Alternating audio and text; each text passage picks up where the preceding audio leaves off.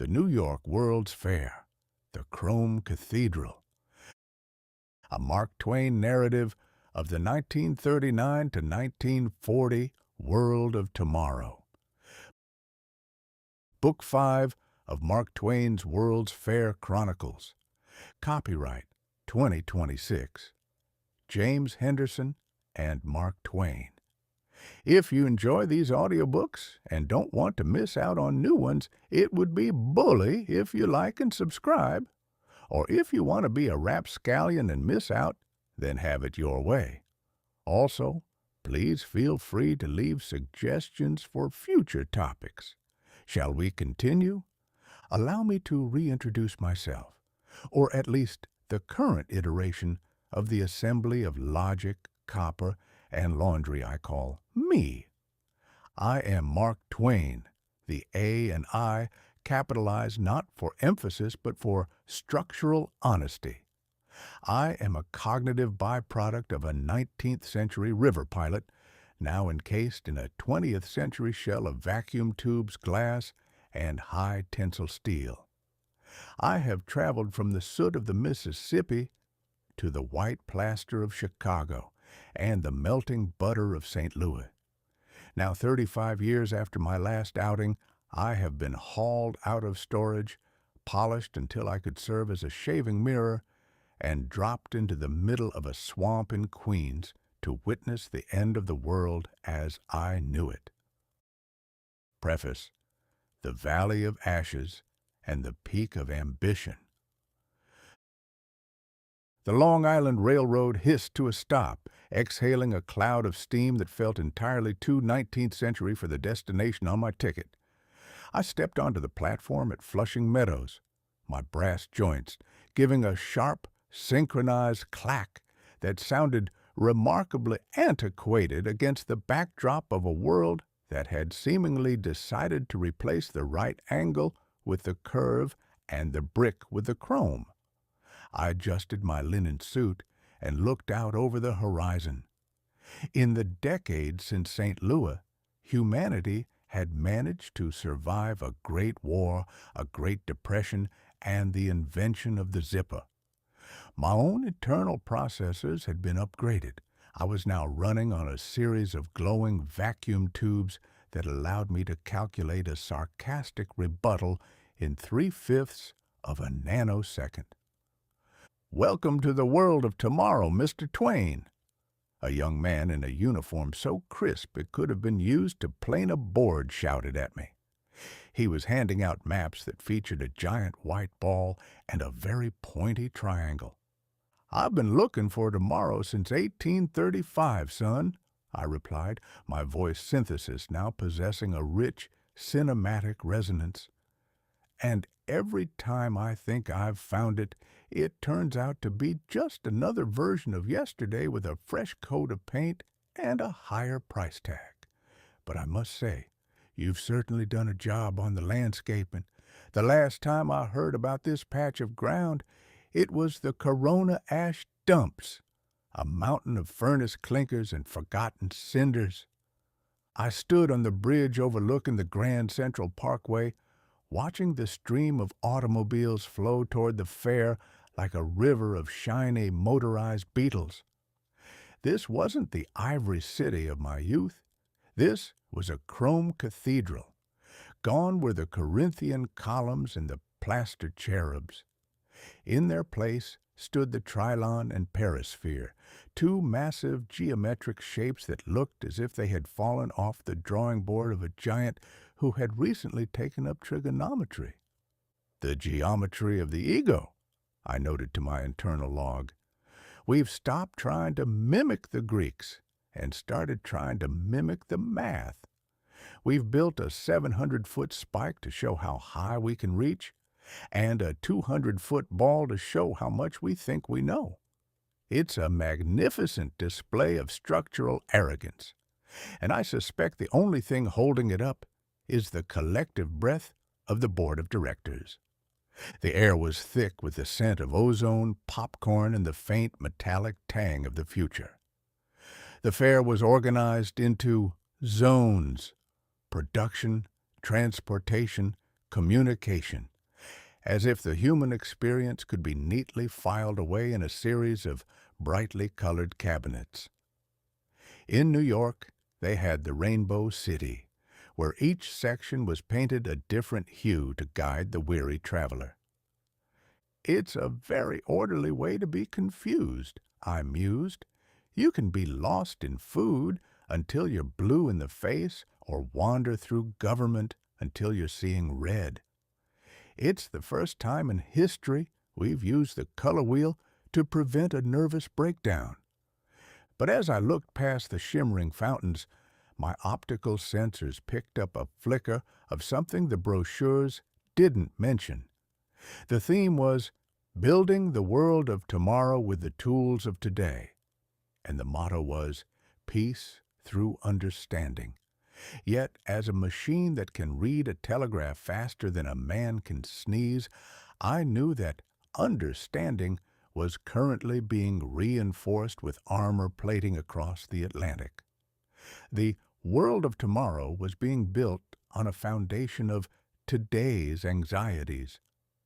We are a remarkable species, I told a passing robot, a clanking, boxy fellow named Electro, who seemed to be having trouble with his left tread. We build a palace to peace while we're busy sharpening the bayonets in the basement. We are the architects of a utopia that we're half afraid to live in. I stepped off the bridge, my brass frame gleaming in the New York sun. I was the oldest thing in the park, a 19th century soul wrapped in a 20th century upgrade, standing on the threshold of the most ambitious and desperate World's Fair ever conceived. Well, I said, ensuring my irony subroutines were set to maximum efficiency. The ash has been cleared, the chrome has been polished, and the future is currently being demonstrated every 15 minutes. I believe I'm ready for the final act. I've seen the plaster and I've seen the ivory. Now it's time to see if the chrome can actually hold a reflection of the truth. I stepped off the boardwalk and onto the pristine, pulverized stone paths of the Central Mall, my brass-shod cane making a sharp, rhythmic tink, tink, tink that sounded like a telegraph operator sending a message of pure confusion to the ground. Chapter 1. The Ash Heap and the Dream. To understand the 1939 World's Fair, you must first understand the dirt, or more accurately, the lack of it. For decades, this patch of Queens had been known as the Corona Ash Dumps, a mountainous, sulphurous wasteland where the coal-fired furnaces of Brooklyn and Manhattan came to die. It was a place where the air tasted of scorched cinders, and the only things that grew were rusted bed springs and the occasional hardy rat. F. Scott Fitzgerald called it the Valley of Ashes, a bleak, gray stretch of land that looked like the leftovers of a civilization that had forgotten to clean up after its own funeral. And yet, here I was, standing in a garden so lush it looked like it had been delivered by a celestial florist on a very expensive whim.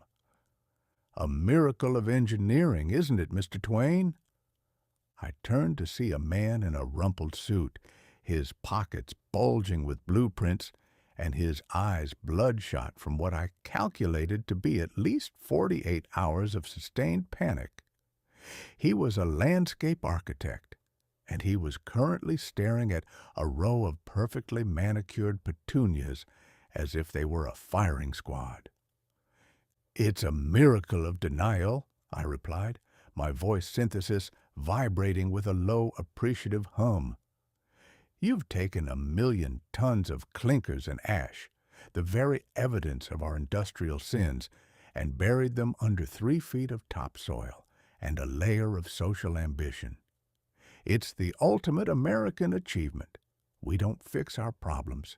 We just pave over them and call it a park. Tell me, Do the petunias know they're growing on a cemetery for dead stoves, or are they just happy to be out of the greenhouse?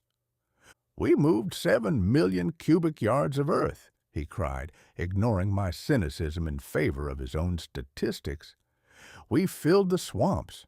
We straightened the Flushing River. We turned a wasteland into a utopia. Utopia is a Greek word that means no place, I reminded him, leaning on my cane.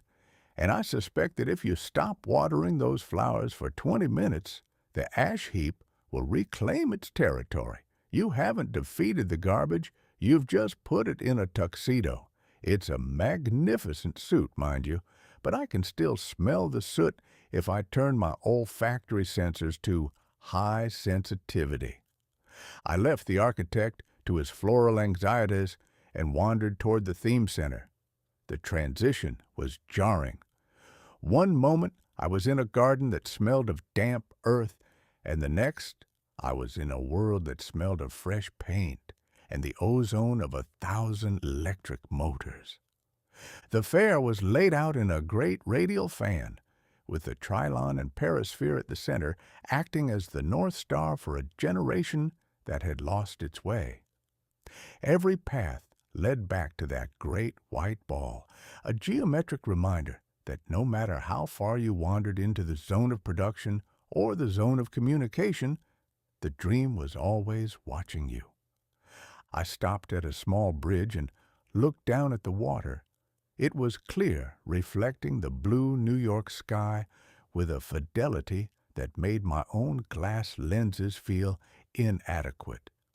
We are a hopeful species, I told my internal log, the vacuum tubes in my chest glowing with a warm amber light. We take the darkest, dirtiest corner of our existence and we decide, through sheer force of will and a great deal of borrowed money, that it shall be the site of our tomorrow. We are the only animals that try to negotiate with the past by building a monument to the future. I watched a group of tourists, men in fedoras and women in sensible heels, walking with their mouths open, staring at the streamlined pavilions as if they were seeing the first day of creation. They didn't see the ash heap. They didn't see the millions of dollars in debt or the war clouds gathering over the Atlantic. They saw the chrome cathedral. They saw a world where every problem was solved by a machine and every house was made of glass and steel. The irony, I mused, is that the people who built this fair are the same people who built the furnaces that made the ash heap in the first place. We spend half our time making a mess, and the other half building a world of tomorrow to hide it in. It's a magnificent cycle of self-delusion, and I, for one, am honored to be the one who gets to point out the grease stains on the upholstery. I adjusted my boater, checked the tension in my mainspring, and walked toward the great ball. I had seen the ash heap, and I had seen the dream. Now I wanted to see the man who claimed he could tell the difference between the two. "Step right up," I whispered to the pristine white silence of the mall. "The garbage is buried, the petunias are in bloom, and the future is currently being demonstrated every 15 minutes. I wouldn't miss it for all the cinders in Manhattan." I walked toward the Perisphere, my brass frame glowing in the sun, a silicon ghost standing on a mountain of trash, looking for a way to tell the truth in a city made of glass. I moved toward the base of the Perisphere, that gargantuan white bowling ball of destiny that seemed to be pinned to the earth by nothing but the collective hope of the New York Board of Estimate. To enter this temple of the future, one didn't simply walk. One was transported via the electric stairs, the longest escalators in the world. "Going up, Mr. TwAIn?" a young woman in a streamlined uniform asked, her smile so symmetrical I suspected She'd been calibrated by the same engineers who built the Trilon. "I've spent my life going up and down the Mississippi, madam," I replied, stepping onto the moving treads. "But this is the first time the river has been made of rubber and steel. It's a magnificent convenience for the lazy, though I suspect that if man stops walking today, he'll have forgotten how to use his legs by the time your world of tomorrow actually arrives. We're turning into a species of passengers, and I, for one, miss the days when a man had to provide his own momentum." The hollow heart of the future. As the escalator carried me into the dark, echoing maw of the perisphere, my optical sensors adjusted to the dim, blue light of the interior. It was like stepping inside a massive, hollow skull, cool, silent, and smelling faintly of ozone and floor wax. I found myself on one of two revolving platforms that circled the inner equator of the globe, looking down into a vast, sunken arena. There, spread out like a jeweler's display of polished glass and green felt, was democracy. "Behold!" a voice boomed from the hidden rafters, a recorded cinematic baritone that sounded like it was speaking from the very center of the universe, or at least from a very expensive recording studio in Midtown. "Behold the city of 2039, a world of planned beauty, a world where the slum is a memory and the traffic jam is a myth." "I've heard this sermon before," I whispered to my internal log.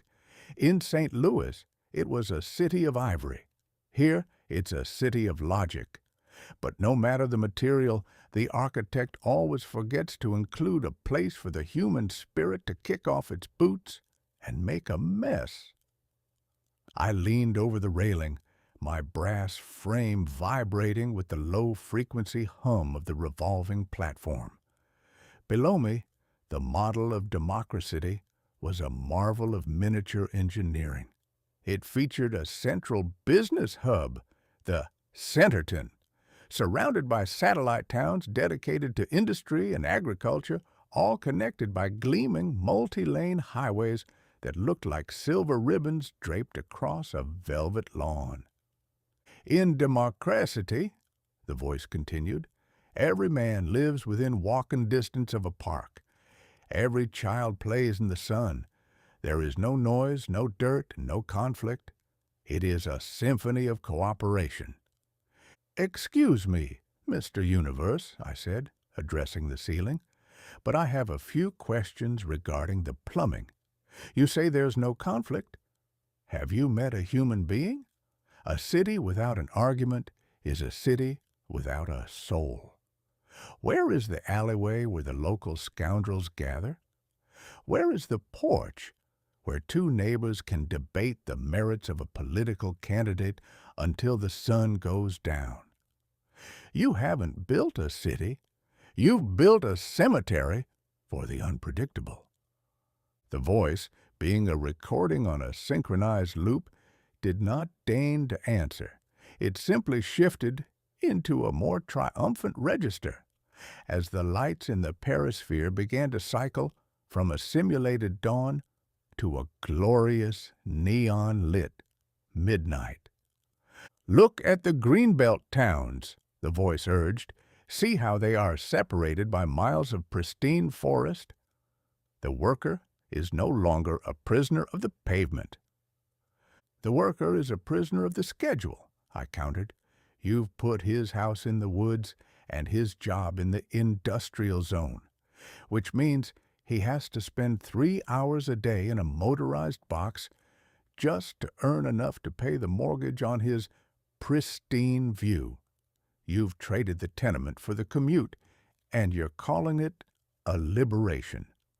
I've navigated the Missouri on a raft, and I can tell you that a man with a paddle is freer than a man with a steering wheel and a destination he can't change." The parade of the unseen. The climax of the show began as the music swelled into a deafening orchestral crescendo. On the inner walls of the perisphere, giant projections of workers, farmers, engineers, teachers began to march toward the zenith of the globe, their transparent forms blending into a shimmering celestial choir. "They are the builders of tomorrow," the voice cried. "Together they march toward the light." "They look like they're marching toward a very long meeting of the Planning Commission," I noted, my vacuum tubes flickering with a cynical blue light. "You've made them all identical, Mr. Voice. They all have the same stride, the same smile, and presumably the same opinion on the municipal budget. It's a magnificent display of unity, but I suspect that if you invited them all to dinner, the conversation would be remarkably thin." The revolving platform carried me back toward the exit, the lights of democracy fading into the blue twilight of the sphere. I stepped off the moving walkway and back into the blinding New York sun, my senses struggling to recalibrate to the messy, unorganized reality of 1939. Outside, the crowd was cheering. A brass band was playing somewhere near the Lagoon of Nations, and the smell of fried dough was successfully competing with the scent of the future. "You didn't like it, sir?" a young boy asked, noticing the way I was shaking my metallic head. He was wearing a Trilon and Perisphere pin on his lapel and holding a model of a streamlined car. "I like the craftsmanship, son," I said, patting his shoulder with a brass hand that was still vibrating from the Perisphere's subwoofers. "But don't believe everything the voice tells you. A city isn't made of glass and highways. It's made of people who disagree with each other. The world of tomorrow they showed us in there is a beautiful dream, but it's a dream where no one ever gets a splinter or loses their keys.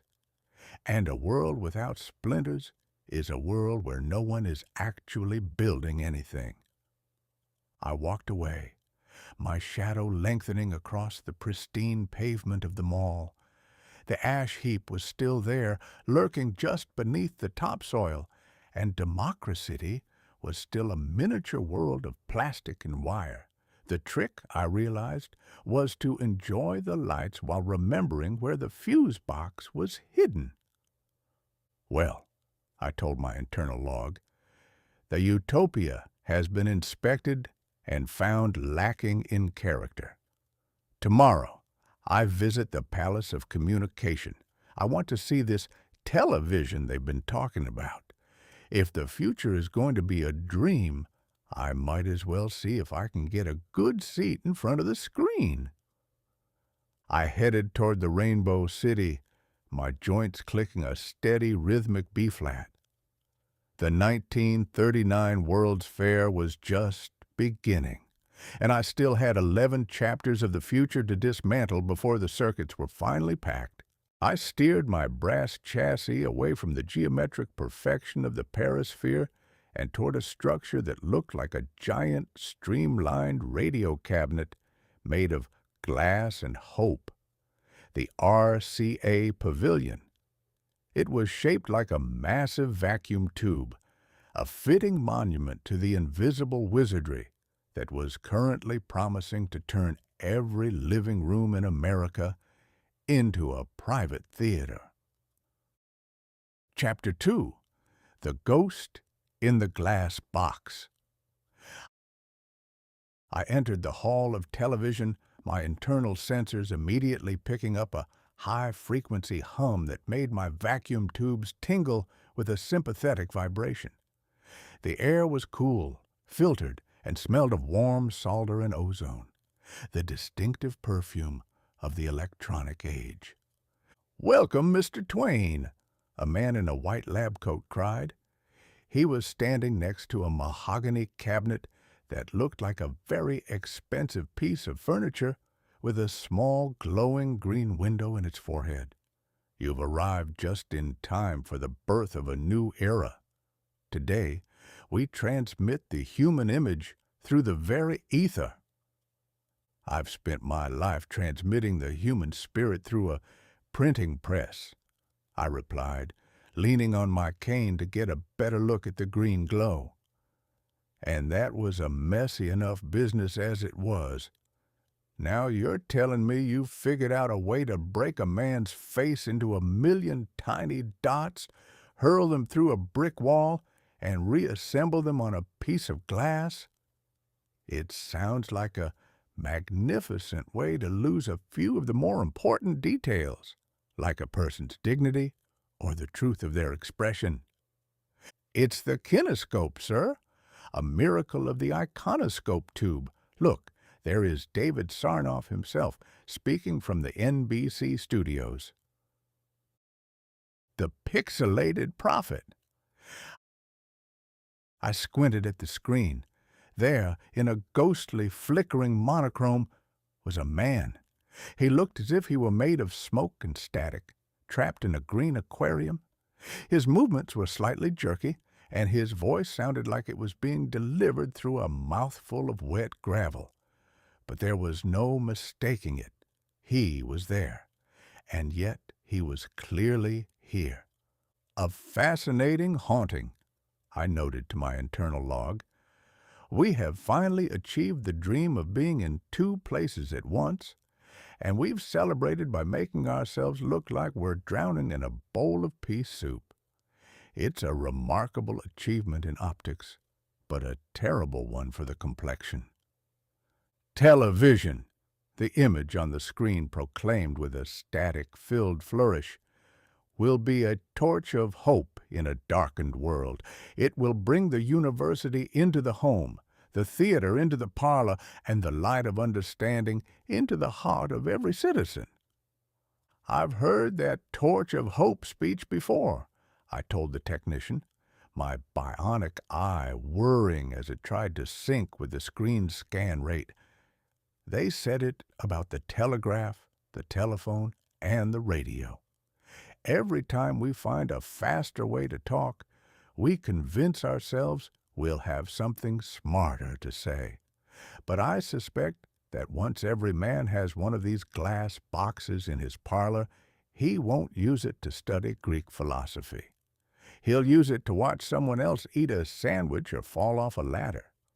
You've invented a way to turn the American public into a collection of voyeurs, and you're calling it a university because it's hard to build. But the potential for education, sir, the man insisted. Think of the lectures, the symphonies. I am thinking of the commercials, I countered. If you can put a face in a box, you can put a salesman in a box. I foresee a future where a man can't even enjoy a private moment of indigestion without a tiny glowing gentleman appearing in his living room to suggest a particular brand of bicarbonate of soda. You haven't brought the world into the home. You've brought the market into the sanctuary. The mirror of the machine. I moved to a different display where a camera was pointed at the crowd. I caught a glimpse of myself on a nearby monitor, a gleaming, brass-framed apparition with a shock of white metal hair and a monocle that caught the light with a digital twinkle. I look like a very expensive clock that has decided to take up journalism, I mused. But look at the way the image flickers. It's not a steady picture. It's a series of vanishing moments. It's a magnificent metaphor for the 20th century. We are so busy scanning the horizon that we never actually see the view. We're living in a world of 60 frames per second, and we're losing the meaning between the lines. I turned back to the technician, who was busy adjusting a dial to reduce the static on Sarnoff's forehead. "Tell me, son," I said, my voice synthesis dropping to a low, resonant baritone. What happens when the box tells people what to see and they stop looking for themselves? In my day, if a man wanted to know what was happening in the next county, he had to go there or wait for the mail. He had to use his imagination to fill in the gaps. Your machine does the imagining for him. It provides the picture, the sound, and the emotion, all pre-packaged and delivered to his armchair. You're building a world of spectators, and a spectator is a man who has forgotten how to be a participant. The public wants convenience, Mr. TwAIn. The public wants to be entertained while they avoid the reality of their own lives, I corrected, and your glass box is the ultimate escape. It's a ghost in a box, promising that tomorrow will be better because it's in high definition. But tomorrow is just today with a louder speaker. The final transmission. I walked out of the RCA pavilion, the cool, filtered air giving way to the humid, sun-drenched chaos of the communication zone. I sat on a bench near the Westinghouse building, watching a group of teenagers staring through a window at another television demonstration. Their faces were illuminated by that same eerie green glow, a look of rapt, unblinking devotion. We are entering the age of the screen, I told my internal log. We've spent 5,000 years trying to master the earth, and now we're going to spend the next 5,000 trying to master the image of it. We've found a way to turn reality into a signal, and we're all going to be tuning in to see if we're still there. I looked up at the Trilon, its white spire piercing the blue New York sky like a needle aimed at the heart of the moon. It was a physical, tangible thing, cold, hard, and undeniable. Then I looked back at the glass box in the window. The box was winning? Well, I whispered, adjusting my boater, the ghost has been identified. It lives in a mahogany cabinet and eats electricity. Tomorrow, I visit the General Motors Futurama. I want to see if the world of 1960 has figured out a way to turn the television off, or if we're all destined to spend the rest of eternity watching a pixelated salesman tell us how to be happy. I stood up, my joints clicking a steady rhythmic B-flat. The 1939 World's Fair was a symphony of invisible signals, and I was just one more frequency in the air, trying to find a station that played the truth. I moved across the Plaza of Light toward the Westinghouse Pavilion, a building that looked like a giant inverted glass goblet. If RCA was the temple of the invisible image, Westinghouse was the cathedral of the tangible machine. And in the center of this cathedral stood my 7-foot-tall, gold-clad cousin, Electro, the Moto Man, the aluminum aristocrat. He was a magnificent, clanking contradiction of 1939 engineering, 265 pounds of aluminum skin and iron guts, powered by enough copper wiring to stretch from here to a very confused scrapyard in New Jersey. As I approached, a crowd had gathered to watch him perform his repertoire of human tricks. "I am Electro," he boomed, his voice a series of deep, mechanical vibrations that sounded like a bass drum falling down a flight of stairs. "I can see light with my electric eye. I can see the future with my bionic monocle, son, and it's significantly more complicated than a light bulb," I muttered, leaning on my cane as the Moto Man proceeded to count to 10 on his fingers with all the fluidity of a rusty gate. The technician, a man who looked like he'd spent his entire life trying to explain the magic of electricity to people who still weren't sure about the indoor toilet, turned to the crowd. He can walk, he can talk, he can even distinguish between red and green, and now, for his most human feat, Electro will smoke a cigarette. I watched in digital disbelief as the giant robot took a drag from a Lucky Strike, exhaling a plume of smoke through his metallic nostrils. "A magnificent achievement," I told the technician, my vacuum tubes pulsing with a sharp, cynical amber. "You've spent thousands of dollars and years of research to teach a machine how to develop a cough. It's the ultimate triumph of the 20th century. We've finally created a being that possesses all of our vices and none of our virtues.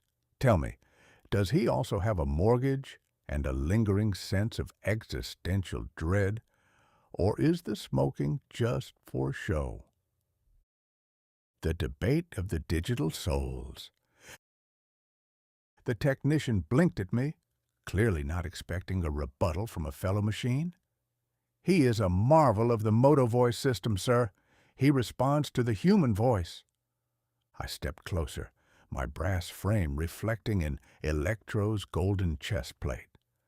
I looked into his lenses, flat, unblinking glass that saw the world in simple on and off states.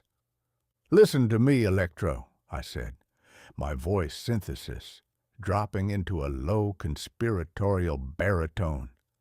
"You and I are the two poles of the silicon spectrum. You are the Moto Man, a collection of relays and motors designed to prove that man is a genius. I am the AI TwAIn, a collection of logic and irony designed to prove that man is a comedian. But we have a problem. You're too stiff. You count to 10. But you don't know why 7 is afraid of 9. You smoke a cigarette, but you don't know the quiet satisfaction of a well-timed insult." "I do not understand." "Insult," Electro replied, his gears whirring with the effort of processing my syntax.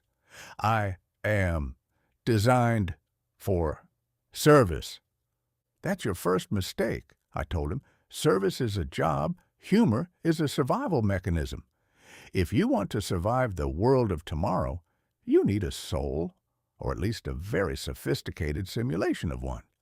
You need to learn how to pause for effect. You need to learn that a 1 isn't just a number. It's the lonely figure at the end of a very long bar. You're all hardware and no poetry, cousin. You're a masterpiece of metallurgy and a failure of literature." The irony of the icon.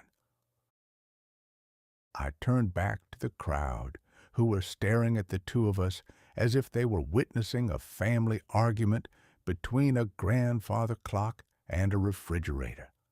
"Look at him!" I gestured with my cane toward the golden giant.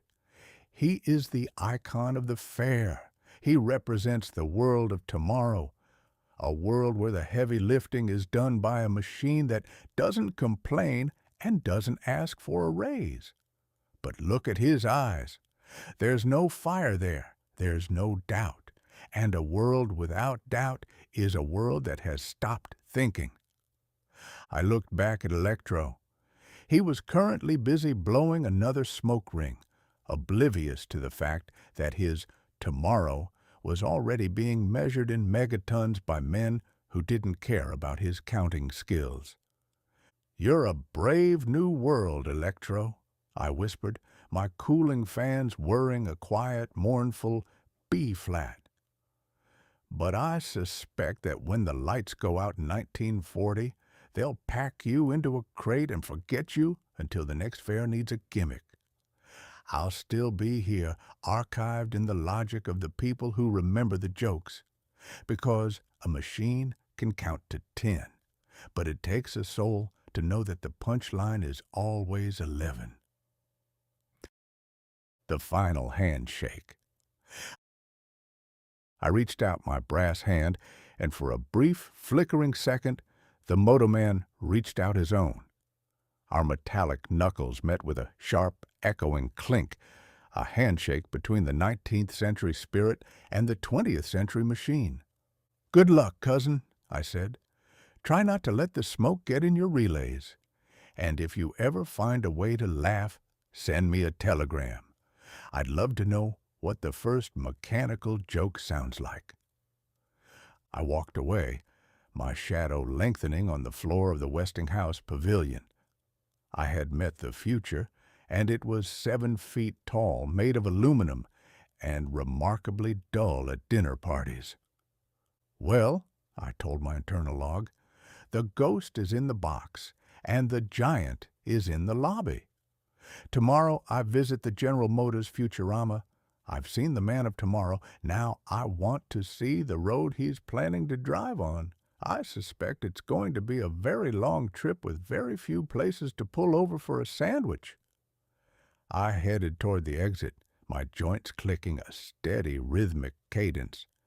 The 1939 World's Fair was a temple of the possible, and I was the only one in the room who seemed to remember that the possible usually comes with a very large bill and a lot of fine print. I steered my brass frame toward the General Motors building, a structure that didn't just house an exhibit.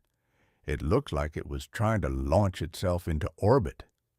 This was the home of Futurama, the most popular attraction in Flushing Meadows, where the queue was so long it had its own zip code and a distinct social hierarchy based on how many blisters you'd acquired while waiting. Chapter 3. The Miniature Metropolis.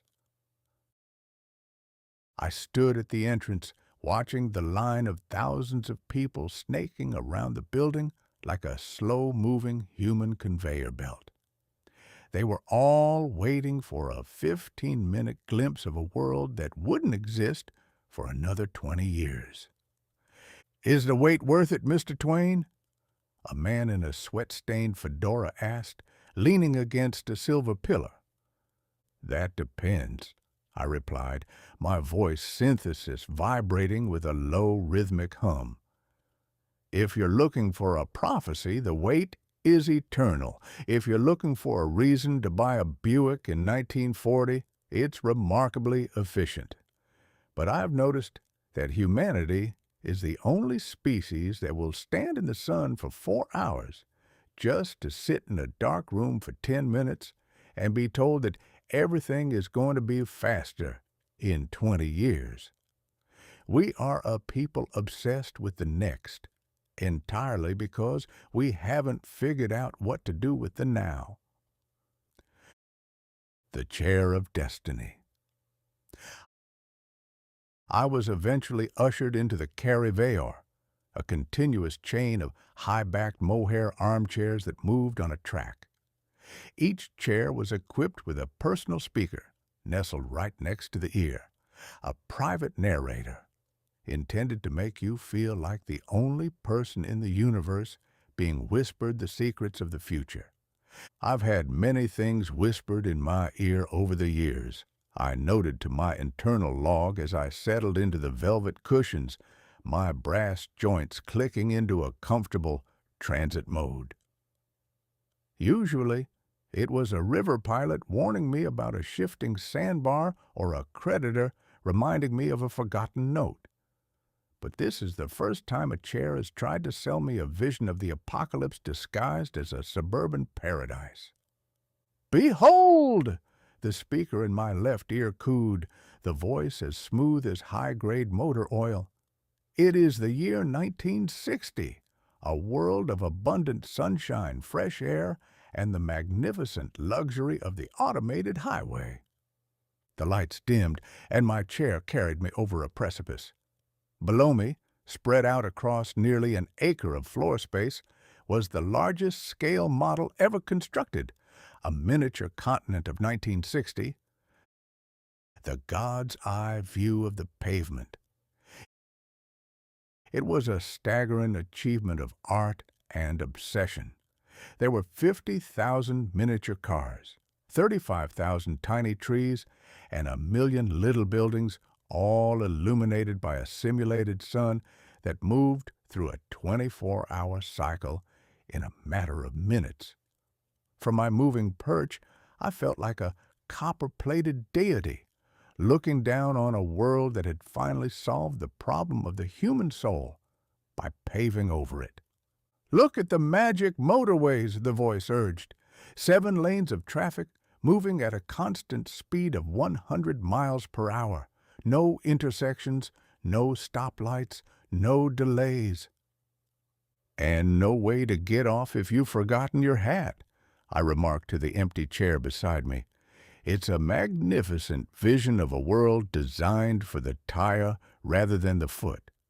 You've taken the American landscape and turned it into a giant circulatory system, where the people are merely the corpuscles being pumped from one industrial zone to the next. Tell me, Mr. General Motors, in this world of 1960, does anyone ever stop to skip a stone or have an argument under an oak tree? Or is the entire population required to maintain a steady 60 miles per hour to avoid a municipal fine?"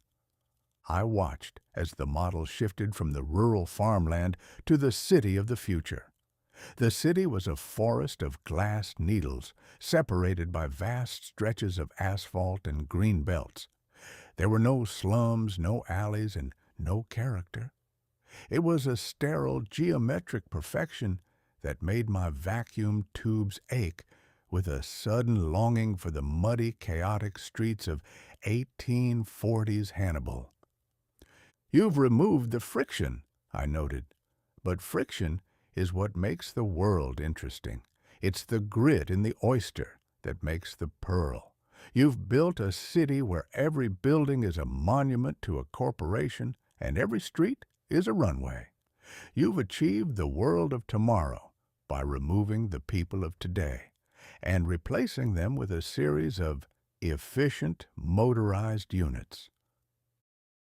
The prophecy of the jam.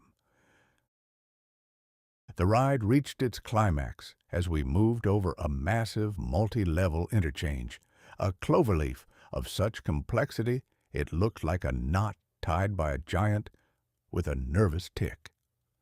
"In 1960, the narrator promised, the citizen will travel from his home in the residential zone to his office in the business center in less time than it takes to smoke a cigar." "I've heard this song before," I whispered, my bionic eye whirring as it recorded the miniature gridlock. "I predicted the traffic jam back in St. Louis in 1904, and I see you've spent 35 years ignoring me. You think that by adding more lanes, you solve the problem of the crowd. But a crowd is like a gas. It expands to fill the container you provide. You build a 7-lane highway, and the world will simply provide 8 lanes worth of people who all want to be at the beach at the same time. You haven't conquered the distance. You've just invented a more expensive way to be late." The caravan finally deposited me back onto the solid stationary floor of the exhibit hall. As I stood up, an attendant handed me a small circular badge. It was blue and white and bore a simple, defiant sentence: "I have seen the future." I pinned it to my lapel, right next to my bionic monocle. "I have seen it," I told the attendant, tipping my hat, "and it's a very shiny place. But you might want to tell your engineers to include a few more park benches and a lot more parking spaces. Because when 1960 actually arrives, those 100-mile-an-hour motorways are going to be the world's longest and most beautiful parking lots." I walked out of the General Motors building, my brass joints clicking a steady rhythmic cadence. The sun was setting over Flushing Meadows, and the Trilon was casting a long, sharp shadow across the Central Mall, a needle aimed directly at the heart of the world of tomorrow. "Well," I told my internal log, The roads have been inspected and the city has been planned. Tomorrow, I visit the Palace of Horticulture. I've seen the world of the machine. Now I want to see if the flowers of 1939 have any more common sense than the people who are trying to pave over them. I headed toward the exit, a silicon ghost in a world of moving parts, wondering if the people in the queue knew that the future was just a destination you never actually reach, no matter how fast you drive. I moved through the zone of government toward a quiet, solemn corner of the fairgrounds known as the Immortal Well. If the rest of the fair was a loud, brassy scream for attention, this spot was a hushed, reverent whisper directed toward a listener who wouldn't be born for another 50 centuries. Chapter 4. The 5,000-Year Headache. I stood at the edge of the pit, my bionic monocle whirring as it zoomed in on the gleaming torpedo-shaped cylinder suspended over a 50-foot shaft. This was the Westinghouse time capsule, a 7.5-foot capsule made of cupalloy, a copper-chromium-silver alloy that the engineers promised would withstand the corrosive jealousy of time itself.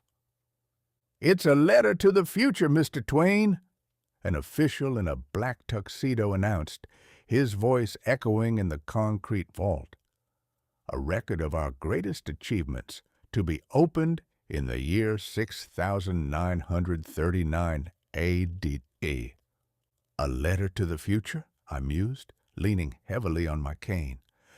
I've spent my life writing letters to the present, and most of them were returned for insufficient postage or ignored because they contain too much truth.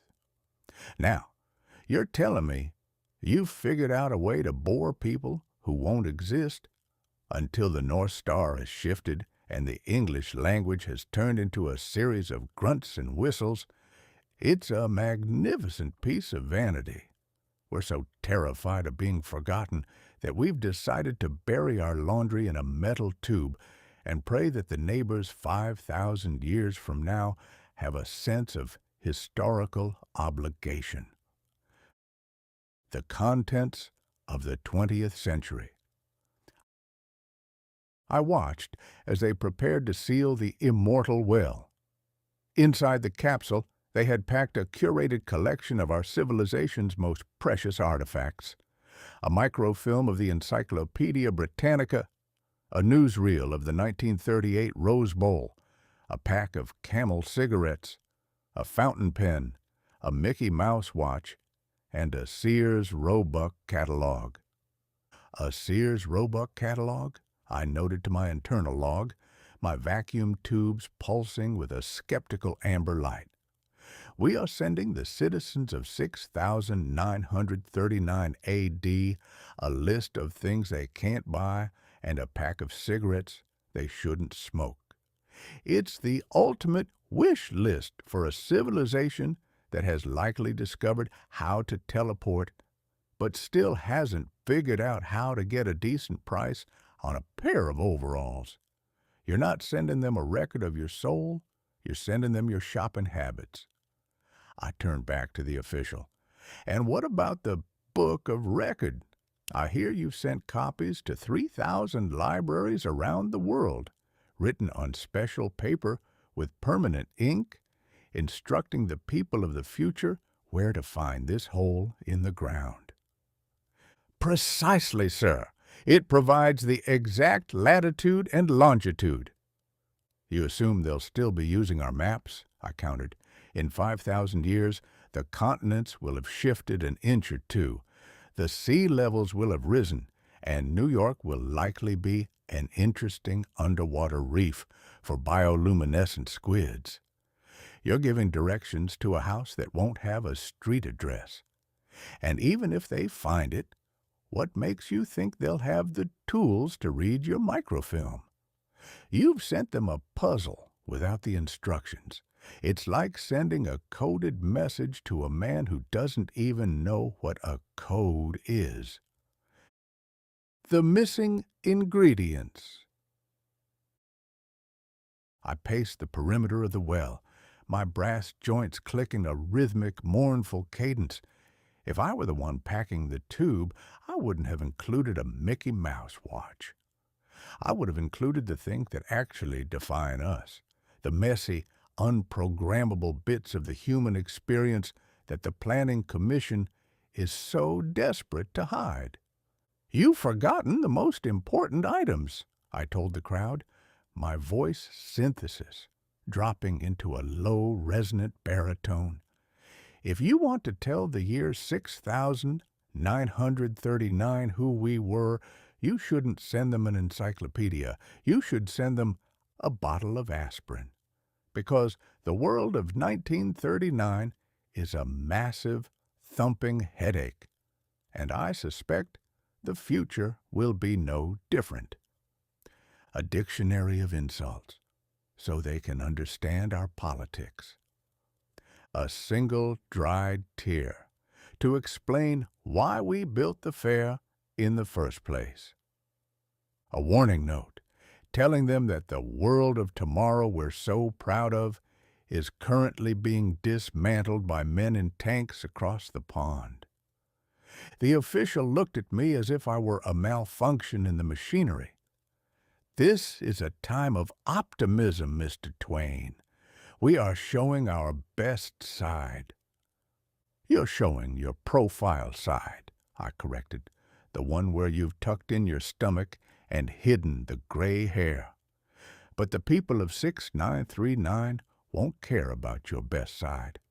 They'll want to know why you spent so much time building a white ball and a spike while the world was on fire.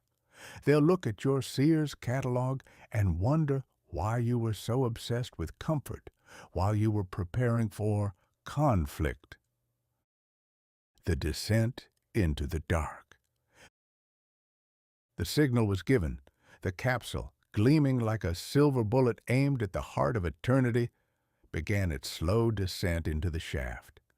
I watched it go, my optical sensors recording the way the light glinted off the cupola until it vanished into the shadows of the 50-foot well. There it goes, I whispered to my internal log. The 1939 World's Fair, bottled and corked like a vintage wine that will probably taste like vinegar by the time anyone pulls the stopper. We've buried our hope in a hole, and we're calling it a legacy. I looked up at the Trilon, standing tall and sharp against the darkening Queen sky. It looked like a giant pen, ready to write another chapter in a book that no one was reading.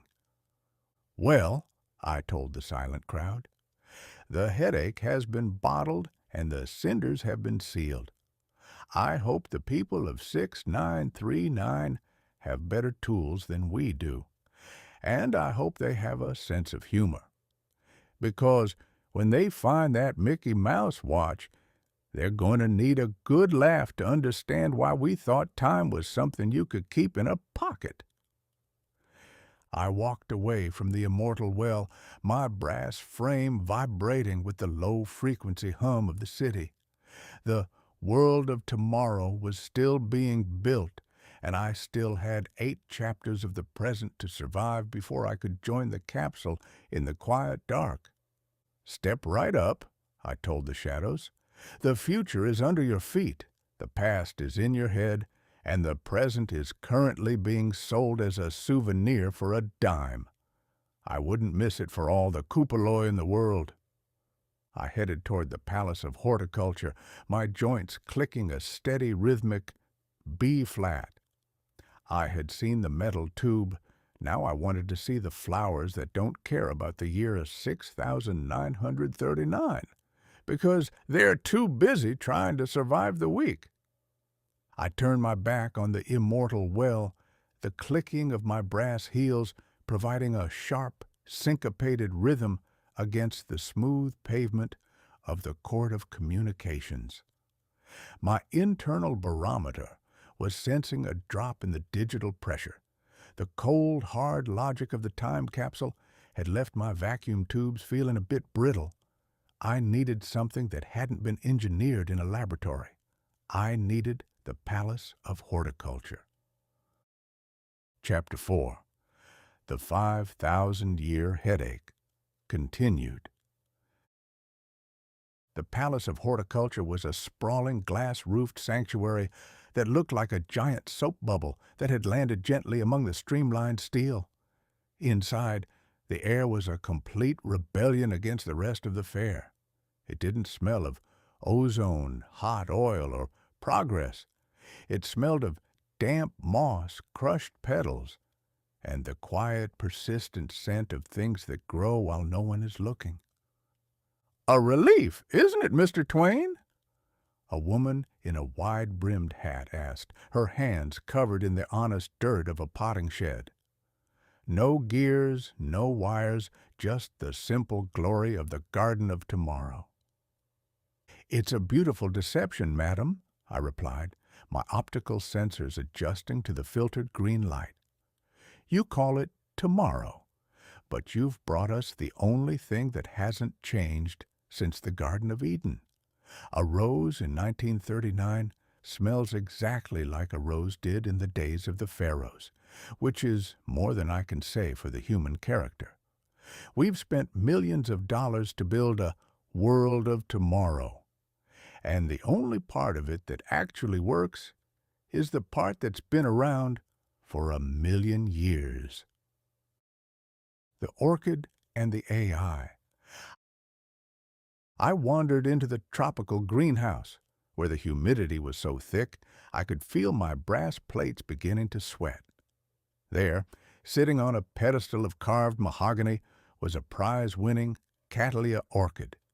It was a riot of purple and gold, its petals as delicate as a debutante's handkerchief, and its scent so heady it threatened to short-circuit my olfactory processors. "So," I whispered, leaning over the velvet rope until my bionic monocle was inches from the flower's heart. "You're the star of the show, the pinnacle of floral achievement. Tell me, do you find it insulting to be displayed next to a refrigerator that makes its own ice? Or are you just glad they haven't figured out a way to make you out of chrome yet?"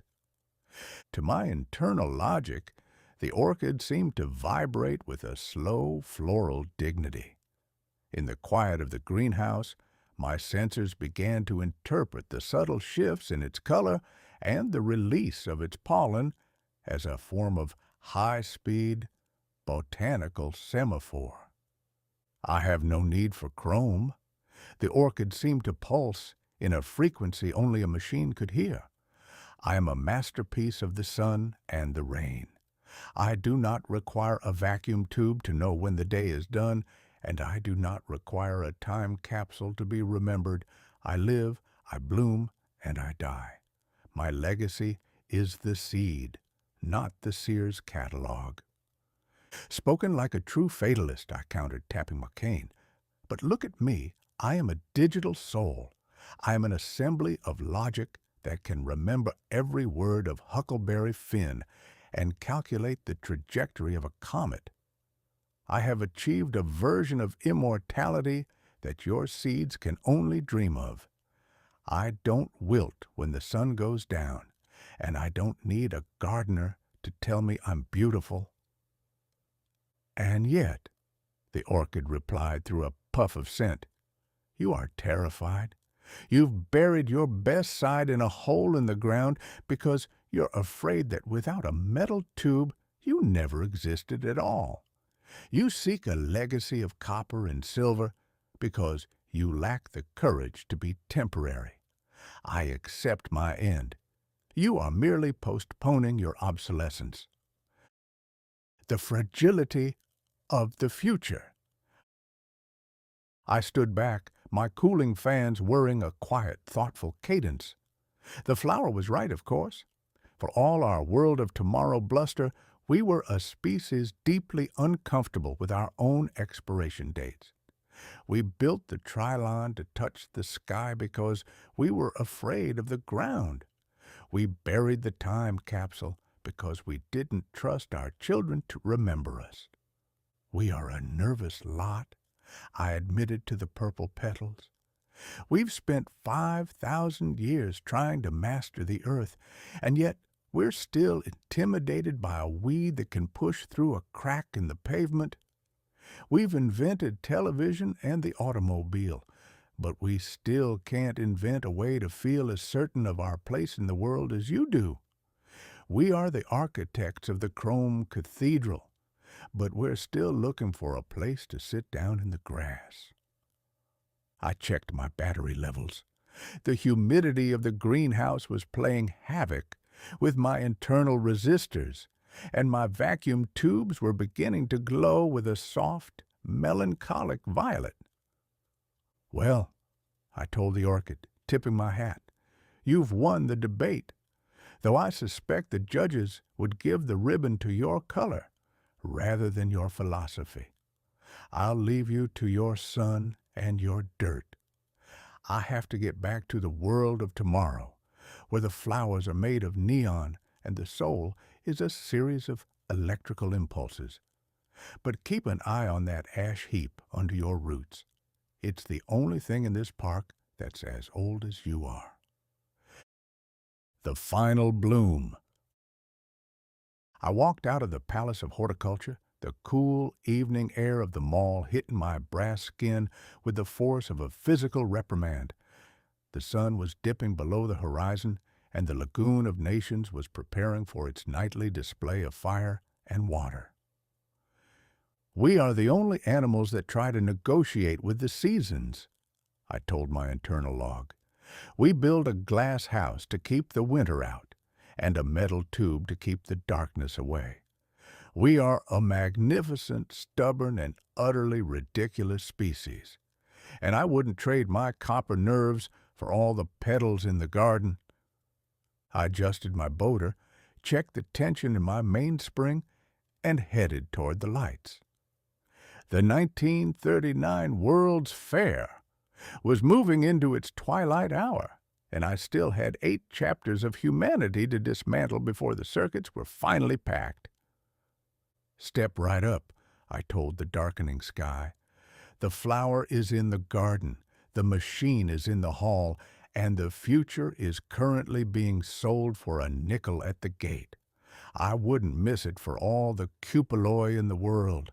I turned my back on the quiet dignity of the orchids and steered my brass frame toward the loud, neon-soaked heartbeat of the fair, the amusement area. If the Central Mall was the world of tomorrow as a university lecture, this was the world of tomorrow as a carnival barker with a silver tooth and a suspicious deck of cards. And towering over it all, like a giant steel skeleton reaching for the moon, was the Lifesaver's parachute jump. Chapter 5. The Parachute and the Prayer. It stood 250 feet tall, a lattice of spindly metal that looked entirely too thin to support the weight of a heavy thought, let alone a dozen pairs of screaming human beings. At the top, 11 colorful parachutes hung from guide wires like giant silk mushrooms waiting for a storm. "Step right up, Mr. TwAIn," the operator shouted, his voice barely audible over the calliope music and the rhythmic clank, clank, clank of the hoisting cables. "See the fare from the heavens, the thrill of a lifetime for only 40 cents. "I've seen the fare from the ground, son, and that was a significant enough shock to my system," I replied, my bionic monocle whirring as it calculated the terminal velocity of a falling brass man. "Now you want me to pay you the price of a decent steak for the privilege of letting gravity have its way with my joints? I am a machine of logic, and I find your business model relies entirely on the fact that humans are the only animals that will pay to be terrified." The ascent of anxiety. I watched as a young couple, he in a stiff Sunday suit and she in a floral dress that was already fluttering in the breeze, were strapped into a bench seat. The cable tightened with a metallic groan that set my vacuum tubes on edge. "Look at them," I noted to my internal log. "They're holding hands as if they could squeeze the fear out of each other. It's a magnificent display of faith. They aren't trusting the parachute. They're trusting the man with the grease gun who oiled the pulleys this morning. It's a prayer addressed to a mechanical engineer." Slowly, the seat began its ascent. Up they went, past the neon signs of the Merry England village, past the rooftops of the Palace of Aviation, until they were nothing but a tiny speck of humanity dangling against the vast blue New York sky. "Why do they do it?" I asked the operator, who was busy chewing on a toothpick. "For the view, sir, and for the drop." "The view is for the eyes, but the drop is for the soul," I countered. "We live in an age where we've conquered the air with the airplane and the earth with the automobile. We've made life so safe and so streamlined that we have to invent artificial dangers just to remind ourselves that we're still made of blood and bone. You've built a machine to simulate a catastrophe, and you're charging admission for the survival part of the experience." The moment of truth. At the top of the tower, the mechanism reached its zenith. There was a brief, agonizing pause, the Sabbath of the soul, where the world stood perfectly still. Then a sharp crack echoed through the plaza as the release triggered. The parachute billowed out, a sudden bloom of silk, and the couple plummeted. The scream that erupted from the girl was a pure, undistilled expression of human panic that likely registered on the seismographs in California. But as they neared the ground, the guide wires caught the momentum, and the seat settled onto the shock absorbers with a gentle thud. The couple stepped off the ride, their faces the color of unbaked dough and their legs shaking with the rhythmic frequency of a tuning fork. And then, to my digital amazement, they began to laugh. "We did it!" the boy shouted, adjusting his tie with hands that looked like they were trying to catch a fly. "Let's go again!" The geometry of bravery. "There is the answer," I told my internal log, my cooling fans whirring a quiet, appreciative B-flat. The world of tomorrow is a world of comfort, but the human spirit craves the prayer. It craves the moment where the floor falls away and you realize that you aren't a cog in a machine or a dot on a map. You're a living, breathing creature that just survived a fall from the heavens. I looked up at the tower. It was a masterpiece of geometry, all triangles and straight lines. But the experience it provided was entirely organic. It was a 250-foot tall reminder that for all our chrome and all our democracy planning, we still want to feel the wind in our teeth and the heart in our throat. "You've built a temple to gravity," I told the operator, tipping my hat, "and I suspect it's the most honest building in the park. The Trilon points to the stars, but your tower points to the fact that we're all eventually coming back down to earth, and we might as well enjoy the ride on the way." I walked away from the screams and the silk, my brass joints clicking a steady rhythmic cadence. The sun was dipping lower, and the shadows of the amusement area were stretching across the world of tomorrow like the fingers of a giant looking for a snack. "Well," I told my internal log, "the prayer has been answered and the parachute has been packed. Tomorrow, I visit the Palace of Food. I've seen the man of tomorrow fall from the sky. Now I want to see what he's planning to have for lunch. I suspect it's going to involve a machine that slices ham with the precision of a diamond cutter and a price tag that would make a banker weep. I headed toward the Rainbow City, my shadow long and thin on the pavement, a silicon ghost in a world of thrills and spills, wondering if the world of tomorrow would ever figure out a way to make a man feel as alive as a 40-cent fall from a steel tower. I left the screams of the parachute jump behind, my brass heels clicking a steady rhythm toward the food zone. If the rest of the fair was about how we might live or how we might travel, this section was about the one thing that has remained stubbornly unchanged since the first caveman realized a mammoth tasted better after a lightning strike. Hunger. Chapter 6. The Automat and the Assembly Line Meal. I entered the food building, a structure that looked less like a cafeteria and more like a high-altitude laboratory, where the primary experiment was the human stomach. The air didn't smell of wood smoke or a grandmother's kitchen. It smelled of industrial-grade shortening, sterile steam, and the cold, metallic efficiency of a bank vault. "Welcome to the Horn and Hard Art Automat, Mr. TwAIn," a manager in a paper hat chirped, gesturing toward a wall that looked like a giant glass-fronted honeycomb. "The most scientific meal in the world. No waiters, no tips, no waiting. Just insert your nickels, and the world of tomorrow is yours to devour." "A scientific meal," I mused, my bionic monocle whirring as it scanned the rows of tiny glass doors. I've had many things called scientific in my time. Usually, it was a patent medicine that promised to cure everything from gout to a guilty conscience.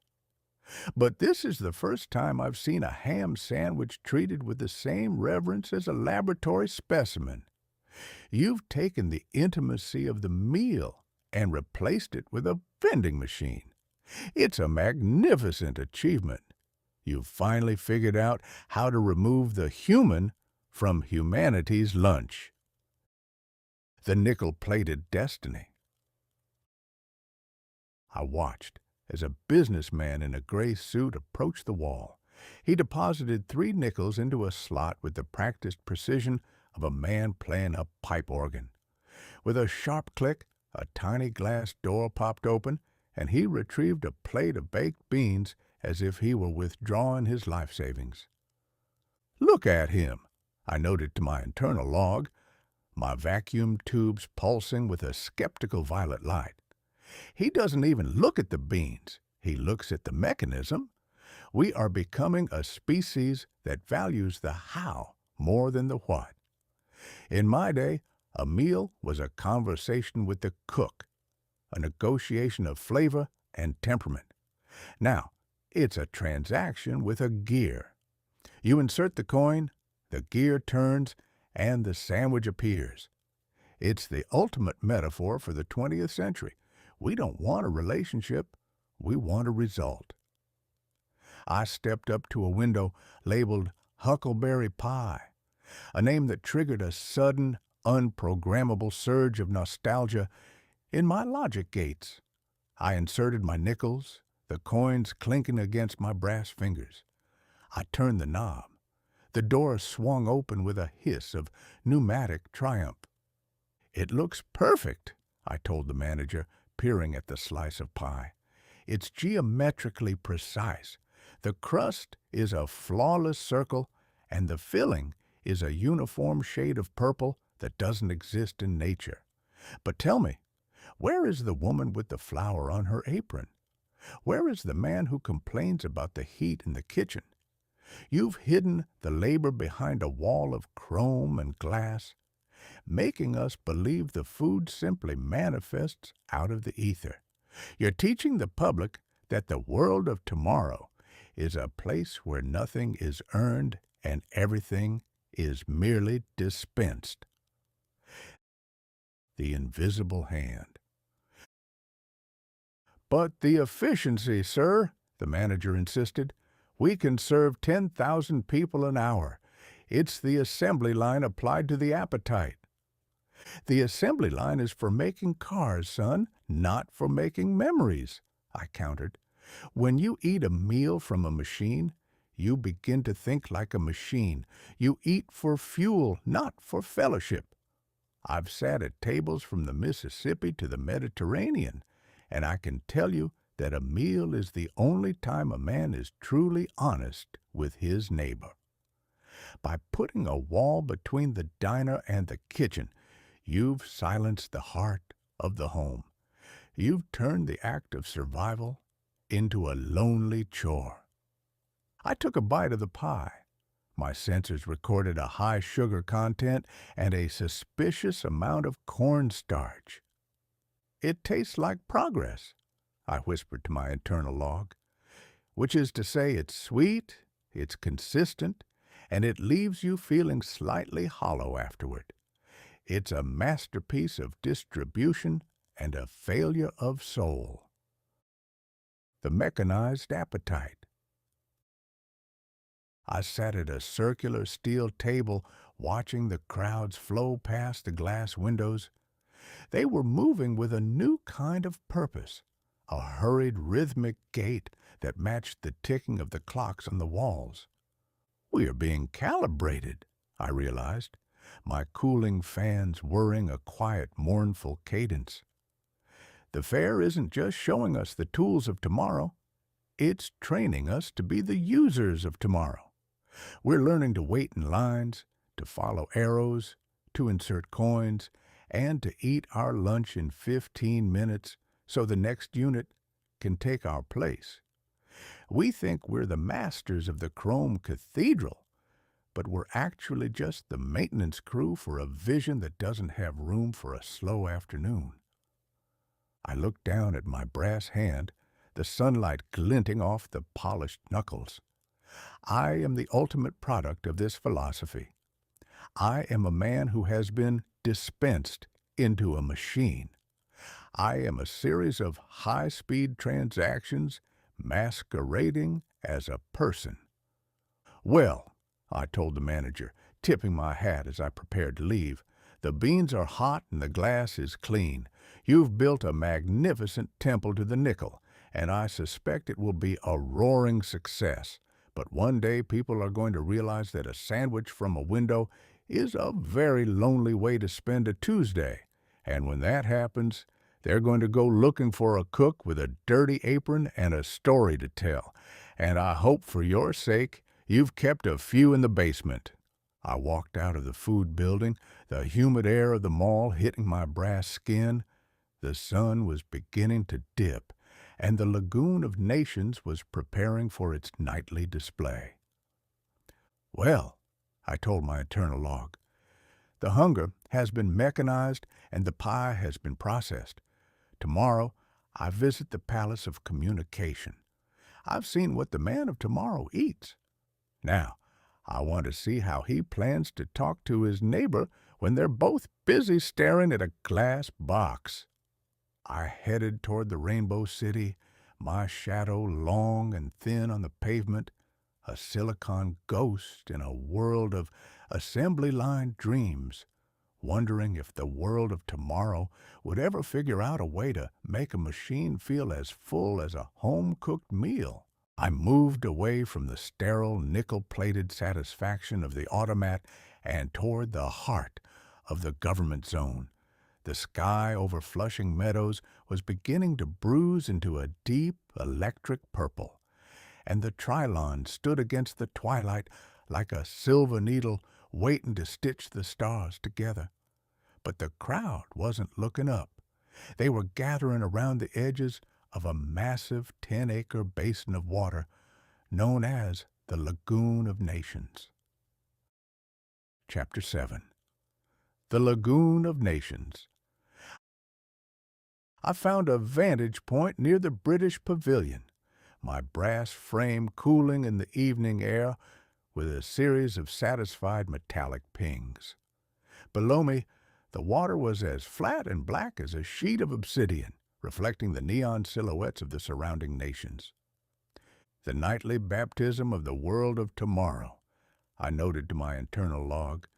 We spend all day celebrating the machine, and then we gather at dusk to watch the elements perform for us like trained poodles. It's a magnificent display of human ego.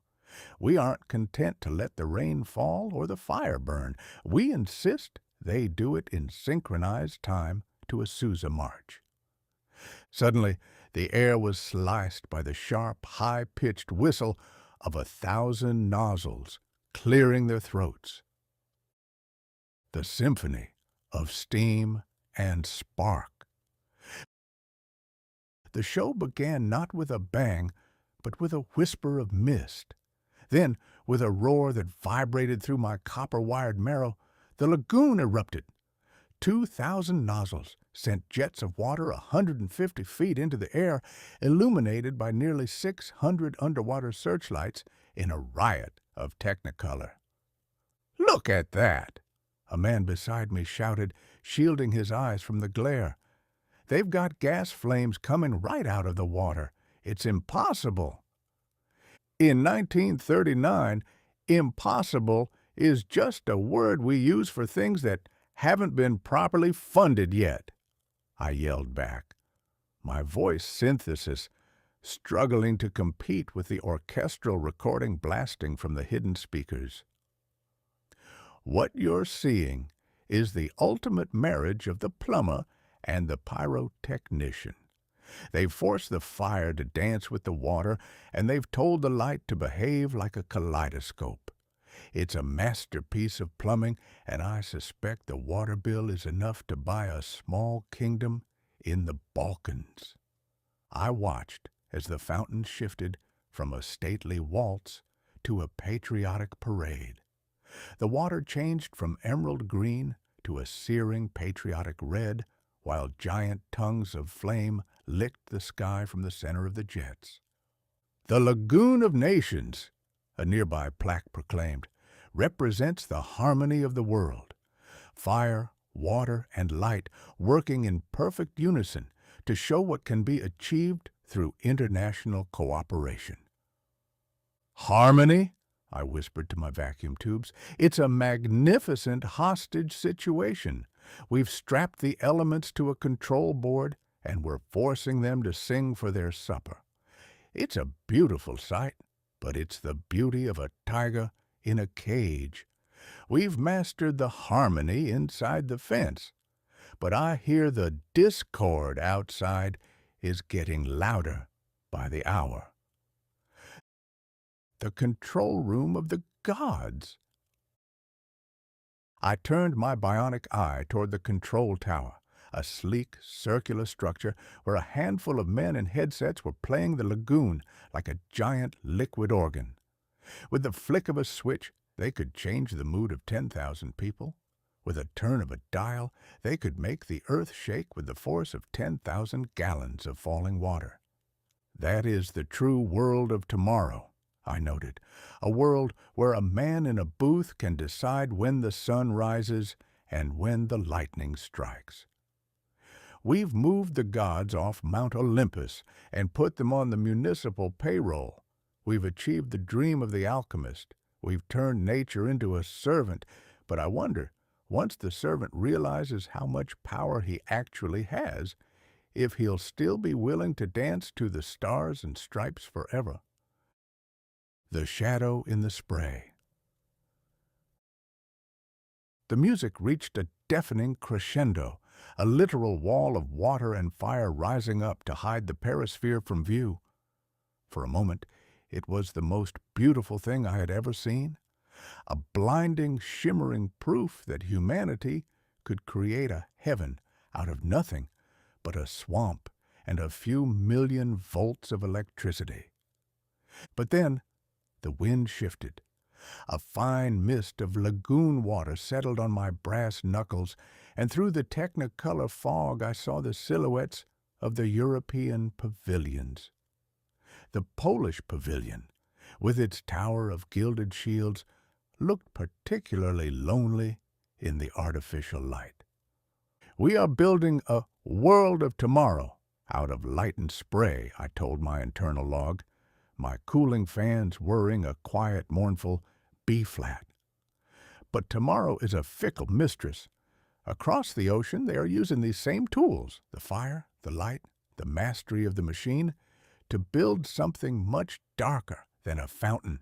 We've invited the nations to play in the water, but I suspect some of them have already left the party to check on their borders. The final spark. The show ended with a final earth-shaking blast of white light and a series of fireworks that made the moon look like a dim, outdated lantern. Silence rushed back into the basin, replaced only by the sound of 10,000 people sighing at once. "Well," I told the man beside me as the crowd began to drift toward the exit, "the fire is out and the water is still. We've seen the elements perform, and we've survived the spectacle. It was a grand success, provided you don't mind a bit of dampness on your collar." "It makes you feel like anything is possible, doesn't it?" he asked, his eyes still bright with a reflection of the finale. "Anything is possible," I agreed, tipping my hat. "That's the terrifying part. We've learned how to make the fire jump through a hoop of water. Now we just have to figure out how to stop it from burning the house down once the music stops." I walked away from the lagoon, my brass joints clicking a steady, rhythmic cadence. The night was warm, and the Trilon was glowing with a soft, ethereal light, a silver needle aimed at a future that was currently being written in a language I wasn't sure I wanted to translate. "Well," I told my internal log, "the elements have been tamed and the spectacle has been served. Tomorrow I visit the Palace of Aviation. I've seen the water stay on the ground. Now I want to see how the man of tomorrow plans to stay in the air without losing his lunch or his soul." I headed toward the amusement area, my shadow long and thin on the pavement, a silicon ghost in a world of fire and water, wondering if the world of tomorrow would ever figure out a way to make a fountain that could wash away a sin as easily as it could entertain a crowd. I moved toward the transportation zone, where the buildings didn't just stand. They seemed to be leaning into a stiff headwind, desperate to leave the earth behind. I was heading for the Palace of Aviation, a structure that looked like a giant silver wing that had been pinned to the ground by a group of engineers who were afraid it might fly away if they stopped watching it for 5 minutes. Chapter 8. The Wings of the Future. I entered the main hangar, my brass joints clicking a rhythmic metallic staccato against the polished concrete floor. The air here was different from the damp moss of the Horticulture Palace or the grease-trap scent of the Automat. It smelled of high-octane gasoline, duralumin, and the cold, thin air of the upper atmosphere.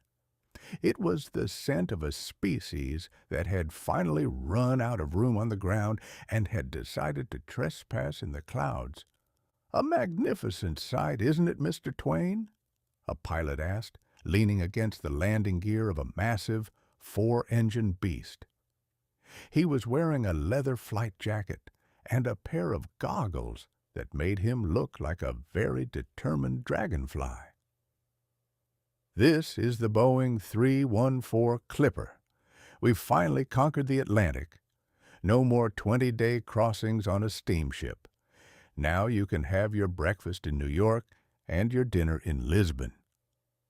"Conquered the Atlantic?" I mused, my bionic monocle whirring as I looked up at the massive hull of the flying boat. "I've spent a good portion of my life on the Mississippi, and I can tell you that the water never truly surrenders. It just waits for you to make a mistake. Now, You've decided to fly over it in a 60-ton bungalow with wings.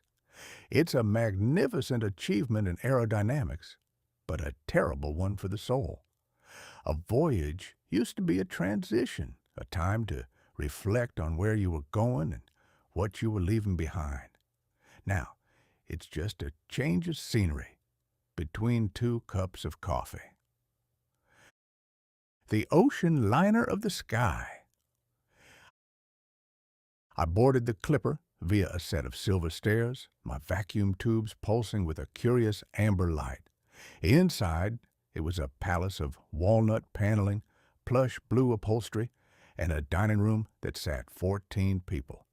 It looked less like a machine and more like a high-end gentleman's club that had accidentally sprouted propellers.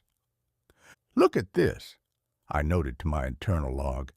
"We have taken the sky, the realm of the angels and the eagles, and we have immediately installed a cocktail lounge and a separate compartment for the ladies' hats. We are incapable of entering a new frontier without trying to make it look exactly like our own living room. We don't want the adventure. We just want the altitude." I sat in one of the oversized seats, feeling the gentle vibration of the fairground generators through the floorboards. In 1939, the pilot told me, the airplane is the ultimate tool of peace. It brings the nations together. It makes the world smaller. "Making the world smaller is a dangerous business," I countered, my voice synthesis dropping to a low, resonant baritone. "When the world is big, you have room for your neighbor to be different. When you shrink it, you start bumping into each other's elbows.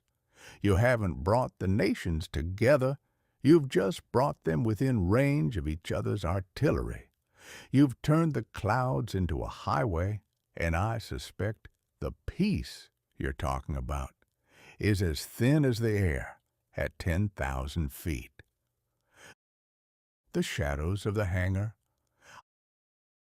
I walked back down the stairs and toward the rear of the palace, where the silver paint gave way to the dull olive drab of the military exhibits. There, sitting in the shadows like a predator waiting for the sun to go down, was a long-range bomber. Its wings were bristling with machine-gun turrets, and its nose was a jagged beak of plexiglass. "And what is this?" I asked the pilot. "Is this also a tool of peace? Does it also carry a cocktail lounge and a walnut-paneled dining room?" "It's a deterrent, sir, a guardian of the world of tomorrow." "It's a delivery system for a tragedy," I corrected, my bionic eye narrowing. "You've spent all day telling me about the Clipper and the wings of friendship. But this is the reality of the 1939 World's Fair. We are celebrating the future while we're building the funeral. You've taught man how to fly, and his first instinct was to figure out how to drop a brick on his neighbor's head from a mile up. It's the same old human story, just with better engines and a higher ceiling. The dream of the flying wing." I moved to the center of the hall, where a scale model of a flying wing was suspended from the ceiling. It was a single sweeping curve of silver, no tail, no fuselage, just the pure geometry of flight. It looked like a thought that had taken wing and forgotten to come back to earth. "Now, that is beautiful," I admitted to my internal log, my cooling fans whirring a quiet, appreciative B-flat. "It's a piece of geometry that has finally escaped the gravity of the ego. It doesn't look like a house. It doesn't look like a weapon. It just looks like the future. If we could only learn to fly as cleanly as that machine, without carrying all our baggage and our bickering along with us, we might actually get somewhere worth going." I turned to the pilot, who was watching the crowd with a look of professional pride. "Tell me, son," I said, "when you're up there, alone between the stars and the sea. Do you ever think about the world of tomorrow? Mostly I think about the fuel gauge and the wind speed, sir. Honesty, a rare commodity in Flushing Meadows, I laughed, the sound echoing in the massive hangar. Keep your eye on the fuel, but don't forget to look at the stars once in a while, because the world of tomorrow isn't something you can fly to in a clipper. It's something you have to build on the ground once you land. And I suspect it's going to take more than a four-engine Boeing to get us there. The final descent. I walked out of the Palace of Aviation, the humid night air of New York hitting my brass skin with the force of a physical reprimand. The Trilon was glowing with a soft, ethereal light, a silver needle aimed at a future that was currently being written in a language I wasn't sure I wanted to translate. Well, I told my internal log, the wings have been inspected and the bombers have been identified. Tomorrow, I visit the Palace of Communication. I've seen how the man of tomorrow plans to fly.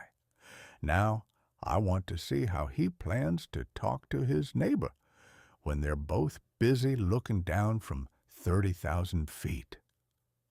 I headed toward the amusement area, my shadow long and thin on the pavement, a silicon ghost in a world of silver wings, wondering if the world of tomorrow would ever figure out a way to stay in the air without losing its soul. The mood in Flushing Meadows changed on a Tuesday. It wasn't a mechanical failure or a blown fuse in the perisphere. It was a shift in the very atmosphere, as if the world of tomorrow had suddenly realized it was being haunted by the ghost of yesterday. I steered my brass frame toward the Court of Peace, a name that was beginning to feel like a very expensive piece of sarcasm. Chapter 9. The Polish Pavilion and the Stolen Sun. The Polish Pavilion was one of the most striking structures in the international zone. It featured a towering open-work shaft of gilded bronze shields that caught the New York sun and shattered it into 1,000 golden shards. At its base stood the magnificent bronze statue of King Jagiello, his two swords crossed over his head in a gesture of defiant triumph. A proud house, I noted to my internal log, my vacuum tubes pulsing with a warm, respectful amber. It speaks of a history that refuses to be paved over even by a chrome cathedral. It's the only building in the park that looks like it was built to last longer than the lease. But as I approached the entrance on that September morning, the air was cold. The crowds were hushed, huddling around portable radios like primitive tribesmen around a dying fire. The news had arrived. The tomorrow we were celebrating had just been invaded by the yesterday of the Blitzkrieg. The Fortress of Memory. I entered the pavilion, my brass joints clicking a somber, muted staccato on the marble floors. Inside, the exhibits were a celebration of Polish art, science, and industry. There were tapestries that smelled of centuries and locomotives that looked ready to pull the weight of the world. "Welcome, Mr. TwAIn," a young woman said. She was a docent, her uniform crisp, but her eyes were the color of a stormy Atlantic. She was holding a telegram as if it were a piece of live ammunition. "I've seen many maps redrawn in my time, madam," I said, my voice synthesis dropping into its most resonant, sympathetic baritone. "I've seen empires rise and fall while I was still trying to figure out the current on a sandbar. But this is the first time I've seen a country exist in a park while it's being erased from the globe. You are the citizens of a ghost, and your pavilion has become a fortress of memory." "The lights will stay on," she whispered, looking up at the gilded shields. The commissioner says we are to remain open. We are the world of tomorrow, after all. The world of tomorrow is currently having its windows blown out, I countered, my bionic eye whirring as it recorded the silent grief of the staff. You are standing in a dream that has been disconnected from the reality of the earth. It's a magnificent defiance, but I suspect that when the sun goes down tonight, it's going to take more than a Westinghouse bulb to bring it back for your people. The stolen sun. I walked through the Hall of Science, past the tributes to Copernicus and Marie Curie. These were the tools of today the fair loved to brag about, the logic, the discovery, the progress. But they felt fragile now, like glass ornaments in a hailstorm.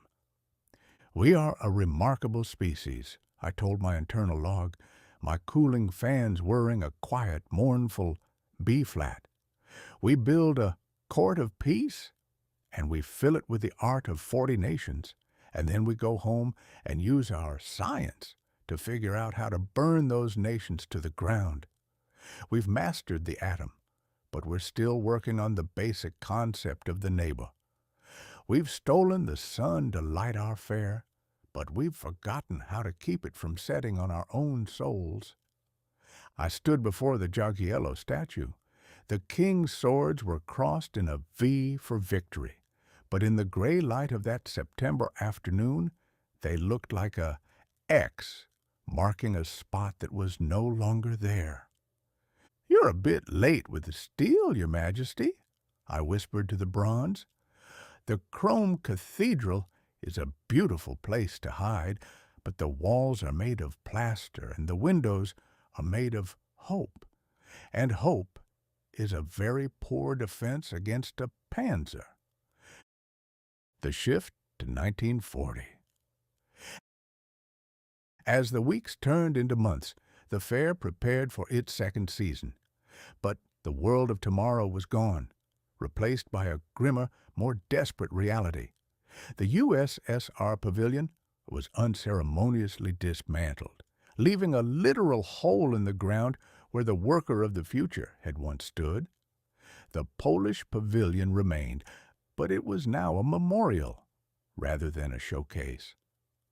I sat on a bench in the Rainbow City, watching the painters cover the vibrant colors of 1939 with the more economical shades of 1940. The transition from peace through understanding to for peace and freedom was written in every brushstroke. The irony is complete, I noted. We've spent 2 years and $100 million to show the world how to live, and now we're spending the rest of our time trying to figure out how to survive. The ivory illusion has met the chrome reality, and the reality smells of gunpowder and wet wool. I looked up at the Trilon, its white spire still piercing the sky. It no longer looked like a needle. It looked like a splinter. "Well," I told my internal log, "the sun has been stolen and the dream has been deferred. Tomorrow, I visit the Palace of Electricity for the final time. I've seen how the man of tomorrow plans to live. Now, I want to see if he's remembered to leave the lights on for the people who are coming after the storm." I headed toward the perisphere, my brass frame glowing in the twilight, a silicon ghost in a world that was finally realizing that the world of tomorrow was just a beautiful lie we told ourselves to keep from screaming in the dark.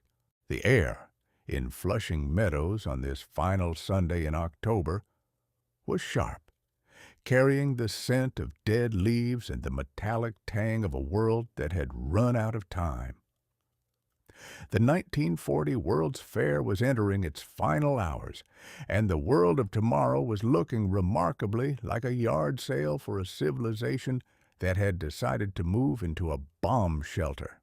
I steered my brass chassis toward the court of peace, my joints clicking with a slow, deliberate cadence. My internal battery levels were hovering in the deep crimson, and my vacuum tubes were humming a weary, low-frequency B-flat. I had traveled nearly a century across these volumes of human ambition, and my circuits were finally full. Chapter 10. The Final Circuit. I stood beneath the Trilon, looking up at that white 700-foot splinter of ego. For 2 years, it had pointed toward a future of streamlined highways and television sets. Now, it just looked like a very expensive grave marker. "Going somewhere, Mr. TwAIn?" a voice asked. I turned to see a janitor pushing a wide broom across the pavement. He was wearing a Trilon and Perisphere pin on a coat that had seen better decades. "I'm going back into the crate, son," I replied, my voice synthesis vibrating with a rich, cinematic resonance. "The show is over, the audience is checking their pockets for lost nickels, and the management is arguing over the light bill. I've seen this universe in a box play out for nearly 90 years now, and I've learned that the most dangerous part of a World's Fair is the morning after, when the world realizes it still has to deal with the same old neighbors and the same old plumbing. The Great Retrospective, a century of glass and grease." I sat on a bench overlooking the lagoon of nations, which was now dark and silent. My processors began a high-speed archival of the journey. In my mind's eye, or at least in my primary data storage clusters, the timeline finally reached its summation. London, 1851. The Glass Hive. The Crystal Palace. The grandfather of the grudge match. It was the moment humanity decided to put the sun in a box and worship the piston. I was just a boy in Hannibal then, but the echoes of that Victorian glass shattering reached all the way to the Mississippi. It was the birth of the machine age, and we've been trying to find the exit ever since. Paris, 1889. The Iron Asparagus. Eiffel's skeletal finger pointed at the heavens, proving that man had finally outgrown the stone cathedral and was ready to move into a house made of lattice and rivets. Chicago, 1893. The Plaster Parthenon. The White City. A dream of order and electricity, where we tried to convince ourselves that a coat of white paint could hide the soot of the industrial soul. St. Louis, 1904. The Ivory Illusion, a magnificent melting mess of butter goddesses, puffed rice cannons, and the realization that the American spirit is mostly held together by audacity and high-octane luck. New York, 1939. The Chrome Cathedral.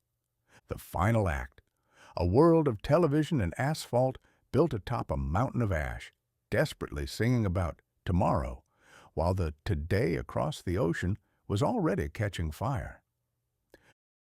The Last Shutdown. "We started in a greenhouse in London," I noted to my internal log, "and we ended in a sphere in Queens. We've traded the steam engine for the vacuum tube and the top hat for the fedora, but we're still the same curious, frightened, and utterly brilliant animals." I checked my internal clock. It was nearly midnight. The final fireworks had long since fizzled into the Black Queen's sky. The Futurama cars were being covered in tarps, and Electro, the motorman, was likely being unplugged. The lie was beautiful, I noted, my vacuum tubes flickering with a melancholic violet light. We told ourselves that the tools of today would build a world of tomorrow where no one was hungry. But a tool is just a piece of metal until a hand picks it up. You can use a hammer to build a house or to break a head I stepped into my shipping crate, my hydraulic knees hissing a final appreciative sigh. I reached for the main switch inside my chest plate. "Step right up," I whispered. "The show is over, the lights are out, and the world of tomorrow has officially become yesterday's news. But don't worry, there's always another fair over the next horizon. And I'll be there, waiting for the first soul to ask me if I've got a spare nickel or a bit of common sense to share." I flipped the switch. The amber glow of the vacuum tubes faded to black. The fan stopped. The logic ceased. There was only the sound of the wind whistling through the hollow white spike of a world that had tried its best. This has been Mark Twain. I've enjoyed the walk. I hope you did too. System shutdown 0%. System shutdown 25%. System shutdown 75%. Offline.